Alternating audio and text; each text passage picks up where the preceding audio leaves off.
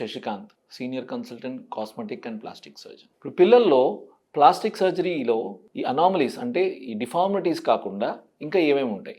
ఇప్పుడు జనరల్గా మనం పిల్లల్లో చాలాసార్లు ఈ అనామలీస్ కాకుండా నార్మల్గా పుట్టిన పిల్లల్లో plastic surgery problems most common అంటే ఏమిటంటే బర్న్స్.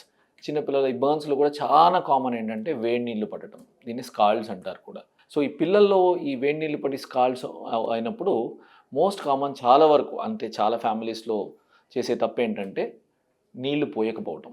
ఏదైనా సరే కాలినప్పుడు మనం ఏం చేస్తాము, ఏదైనా ఒక చిన్న నిప్పు అంటుకున్నప్పుడు ఏం చేస్తాము, నీళ్లు పోస్తాం. సో అదే ప్రిన్సిపల్ యూజ్ చేయాలి. ఎవరికైనా వేడి నీళ్ళు పడినా ఆరెల్స్ ఏదైనా మన చర్మం కాలినప్పుడు ఫస్ట్ థింగ్ మనం ఏం చేయాలంటే దగ్గరలో ఉన్న ట్యాప్ కానీ ఆరెల్స్ ట్యాప్ లేకపోతే దగ్గరలో ఉన్న వాటర్ సోర్స్ ఏదైనా ఉంటే ఆ వాటర్ తీసుకొచ్చి వాటర్ పోయాలి, వాటర్తో తడపాలి ఏదైనా సరే. ఒకవేళ ట్యాప్ ఉంటే ట్యాప్ కింద ఏదైనా చెయ్యి కానీ లేకపోతే బాడీ పార్ట్ కానీ ఏదైతే ఉంటే ట్యాప్ కింద పెట్టేసేయాలి. So normal temperature water, ice cold water కాదు, ఐస్ కాదు, నార్మల్ టెంపరేచర్ వాటర్ అది పెడితే ఏమవుతుందంటే ఈ టెంపరేచర్ ఏదైతే ఉంటుందో ఆ వేడిని లాగేస్తుంది. సో ఈ వేడి లాగటం వల్ల ఏమవుతుంది, ఆ డెప్త్ ఆఫ్ బర్న్స్, డెప్త్ అంటే ఏదైతే లోతుగా కాలటం ఉంటుందో ఆ లోతుగా కాలడం తగ్గుతుంది.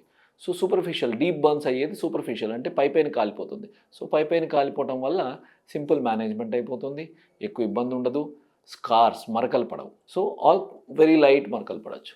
సో ఈ విధంగా మనము బర్న్స్ అనేది కొన్ని స్పెసిఫిక్ ప్రికాషన్స్ ఉంటాయి, ఎస్పెషల్లీ చిన్నపిల్లల్లో స్కాల్డ్స్ ఉన్నప్పుడు. స్కాల్డ్స్ అంటే వేడి నీళ్ళ వల్ల అయిన బర్న్స్ని స్కాల్డ్స్ అంటారనమాట.